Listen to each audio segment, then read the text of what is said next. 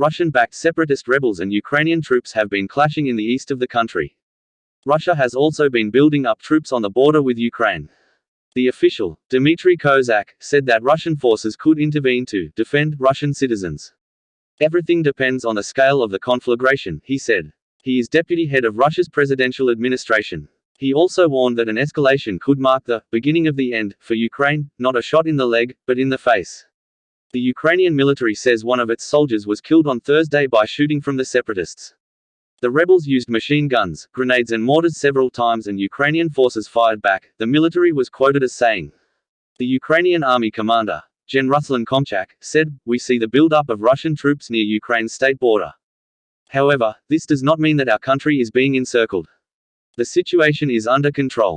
Earlier the rebels said one of their fighters was killed when Ukrainian troops fired mortars at a village on the outskirts of the city of Donetsk. The United States and Germany have both expressed concern at the increase in tensions. Russia has been increasing the number of troops at the Ukrainian border, but at the same time maintains that they should not be seen as a threat. White House Press Secretary Jen Psaki said Russian troop numbers there were the highest since 2014, when the conflict in eastern Ukraine began. She described the situation as deeply concerning. Russia has not detailed troop numbers, but the Ukrainian military asserted at the end of March that some 20,000 Russian troops had been moved towards Ukraine's border. Video has emerged on social media of Russian trains moving heavy weaponry, apparently towards the region. For months there have been sporadic clashes between Ukrainian troops and the Moscow-backed rebels in the Donbas region, violating a fragile ceasefire daily. Ukraine says 25 of its troops have been killed in the conflict zone so far this year, and 50 died in the whole of last year. Ukrainian President Volodymyr Zelensky visited the region on Thursday to see the locations of the escalation and be with our soldiers in the tough times in Donbas. German Chancellor Angela Merkel discussed the conflict in a phone call with Russian President Vladimir Putin on Thursday. She urged Russia to de-escalate tensions by pulling troops back, while Mr. Putin accused Ukraine of inflaming the situation in the east. In Moscow, Mr. Kozak likened the current situation of the separatists to Srebrenica, the town in Bosnia-Herzegovina where 8,000 Muslim men were killed by Bosnian Serb forces in 1995. If, as our president says, there is a Srebrenica there, we shall probably have to come to their defense, Mr. Kozak said.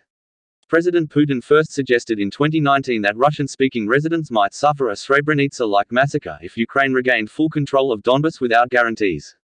He has always made it clear the Russian state reserves the right to defend ethnic Russians abroad, and in 2019 signed a law making it easier for people in separatist areas to obtain Russian passports. There is no sign that Ukraine is preparing any such Bosnian Serb-style ethnic cleansing campaign. Mr. Kozak suggested the rebels could hold their own for now against Ukrainian forces, as they consisted of battle-hardened units. The roots of the conflict go back to March 2014, when Russia annexed the Ukrainian region of Crimea. Pro-Russian President Viktor Yanukovych had fled the Ukrainian capital Kiev in February, after massive street demonstrations and clashes. Russia's military intervention sparked a major rift with Western nations, prompting the European Union and the US to impose sanctions on Russia. A month later, Russian-backed rebels in the mainly Russian-speaking Donbas seized much of the Donetsk and Luhansk regions.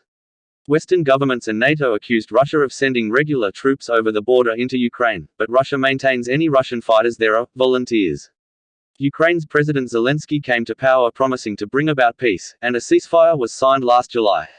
Both sides have since accused each other of violating it. The conflict is estimated to have killed 14,000 people.